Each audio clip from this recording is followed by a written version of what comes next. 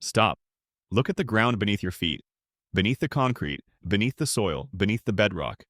There is a thin layer of black ash and microscopic diamonds that wraps around the entire planet. Geologists call it the Younger Dryas boundary. We call it the graveyard of the world before ours. You have been told that human history is a straight line, that we started as hunter-gatherers and slowly built skyscrapers. They lied. The evidence surfacing from the melting ice of Antarctica and the deep mines of South Africa tells a terrifyingly different story. We are not the first advanced civilization. We are the survivors of the sixth apocalypse. And here's the part that should scare you. The signs that ended the previous worlds, magnetic pole drift, solar instability, and the collapse of ocean currents, are happening again. Right now. Tonight, on the Obscured Past, we are opening the classified files on the reset cycles.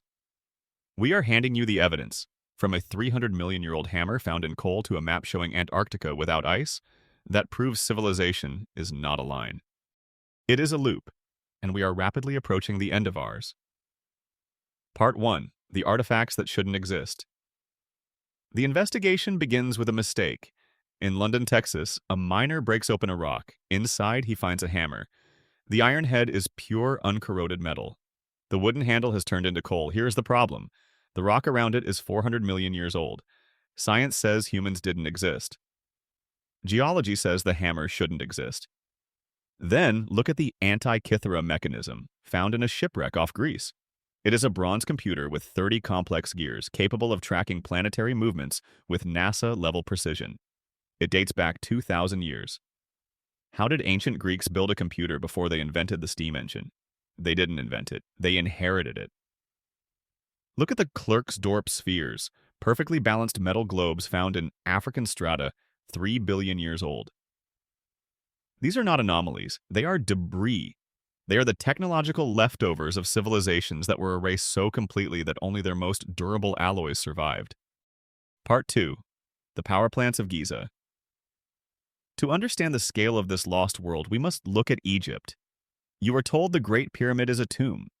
But where is the mummy? Where are the hieroglyphs? There are none. Instead, look at the engineering. The Great Pyramid is built with 2.3 million stone blocks. The inner chambers are lined with massive granite beams that weigh 70 tons. Granite contains quartz crystal. Quartz is a conductor of electricity. Engineers have found traces of hydrochloric acid and zinc in the shafts. This isn't a tomb. It is a chemical reaction chamber. It is a massive piezoelectric generator designed to pull energy from the Earth's electromagnetic field. We are looking at a wireless power plant that has been deactivated for 12,000 years. Who turned it off, and why? Part 3. The Map of the Ice-Free World. The evidence gets stranger. Look at this map. This is the Piri Reis map, drawn in 1513. It shows the coast of South America and Africa with perfect accuracy, but look at the bottom. It shows the coastline of Antarctica. Here's the impossible part. Antarctica was not discovered until 1820. And on this map, Antarctica has no ice. It shows rivers, mountains, and valleys. Seismic scans in the 1950s confirmed that the land underneath the ice matches this map perfectly. This means one thing. Someone mapped Antarctica before the Ice Age covered it. Someone was flying or sailing the globe with advanced cartography when history says we were still using stone spears. Was Antarctica the home of the Atlanteans? Is the ice hiding their frozen cities right now? Part 4. The Instant Freeze. How does a tropical continent turn into a freezer? It happens in a flash. In Siberia, paleontologists find mammoths frozen in the permafrost. They are not just frozen, they are flash frozen. Their meat is still fresh. In their mouths and in their stomachs, scientists found undigested buttercups and tropical grasses. This implies that one minute they were grazing in a warm meadow. The next minute, the temperature dropped to minus 150 degrees Fahrenheit. This wasn't a slow climate change, this was a crustal displacement. The outer shell of the Earth shifted over the core, moving tropical lands to the poles in a matter of hours. This is the mechanism of the reset. Part 5. The Drowned Networks. When the ice melted, the water rose. Scan the ocean floor off the coast of Japan. You will see the Yonaguni Monument. Massive stone terraces, sharp right angles. Carved staircases sitting 100 feet underwater. Geologists try to say it's natural, but nature doesn't build parallel walls. Nature doesn't carve drainage channels, move to India, to the Gulf of Kambat. Sonar reveals a massive city, 5 miles long, submerged 120 feet underwater. It contains geometric foundations and grid-like streets. This city was swallowed by the ocean 9,000 years ago. The evidence suggests a global super-civilization that spanned the globe, connected by flight and energy before the water took them. Part 6. The CIA and the Adam and Eve story. For decades, governments have known. In 1966, a scientist named John Thomas wrote a book called The Adam and Eve Story. The CIA classified it immediately.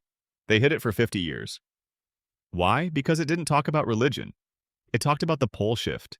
It described a cyclic event where the magnetic poles flip, causing the Earth to stop spinning for a moment and the oceans to wash over the continents. The book claims this happens every 6,500 to 12,000 years. We are currently in year 12,000 of the current cycle. Part 7. The warning signs today. This brings us to the terrifying present.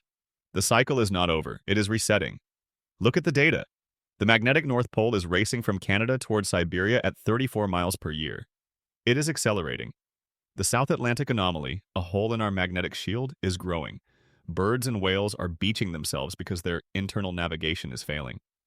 The ancient monuments, the Sphinx, Göbekli Tepe, the Mayan pyramids, are not just temples, they are clocks. They are aligned to the precession of the equinoxes. They were built by survivors to warn us the sky will change, the sun will change, prepare. Conclusion. The seventh civilization. We are the seventh civilization. We have rebuilt the glass towers. We have reconnected the global grid. We have reached the same level of technology as the ones who came before us. But this time, we have a choice. We can ignore the signs, distract ourselves with entertainment, and wait for the water to rise. Or we can look at the evidence. We can study the impossible ruins not as mysteries, but as blueprints for survival. The hammer in the rock is a warning. The frozen mammoth is a warning. The map of Antarctica is a warning. The Earth is preparing to shift. The only question is, will we be the first civilization to break the cycle, or will we become the layer of ash for the eighth world to find? Thank you for watching The Obscured Past. We are fighting an algorithm that suppresses this history. If you believe the truth deserves to be known, destroy the subscribe button and turn on notifications. Now, I have a question for you. Do you feel that the world is speeding up? Do you feel the shift coming, or is it just paranoia? Tell me your theory in the comments below.